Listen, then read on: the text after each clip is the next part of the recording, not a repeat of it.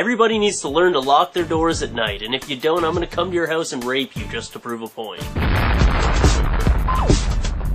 Hey, what's up? A man was sleeping in a reclining chair at his house in front of the TV, and then out of nowhere he was woken up at 5 a.m. by another man who busted in through his back door, locked it behind him, hid behind the couch, and then started begging the homeowner to call the cops. Howdy y'all.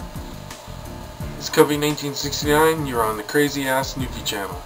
I'm making a response to FluffeeTalks. It's on Intruder Alert. Firstly, I'd like to say that if you do decide to come to my house, I don't lock my door.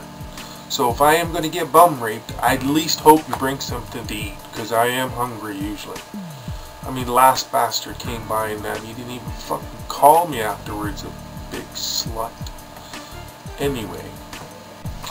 And I'd like to say at that point when that man has just ran into my door and jumped behind my couch after locking the door, I would probably react in the same way as when I want to get rid of salesmen that hang around too much and are pushy.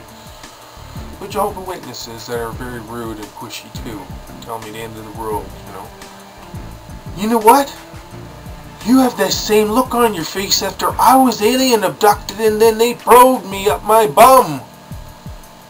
And then after that I would probably say something like, and am I crazy when I say that I am not the only one who really enjoyed that and never felt so clean for months afterwards? It's usually a little bit after I said that they decide that they have something that's important and they leave. And I imagine that gentleman, he might even choose to leave and you won't have to call 911 at that time. I suppose you could always hope it this way, Fluffy, that maybe he took the tumble and everything. He was running away from a harem of women who wanted their virginity given to him. And that's what the blood was that was covered on him. And they're going to kick down the door any second, claiming that you're also their master and that you need to satisfy each and every one of them. Yeah, I can fantasize too. What? You think this is a handcuff? Smallest handcuff in the world? I don't think so.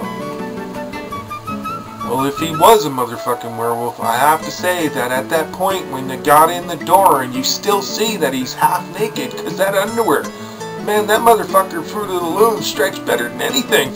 I'd be finding out the brand, buying those things, because they can handle your ass changing the size of a big massive fucking werewolf. Think about it, man. That's some pretty amazing fucking underwear there. And you gotta make sure you got that, because you know what every mother says. Make sure your underwear, you got a clean pair of underwear.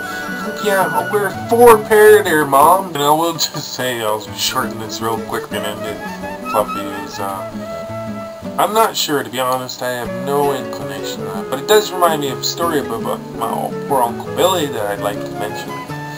Yeah, he got stranded out there. He was abandoned, man, out there starving to death and didn't know what the hell to do, eh?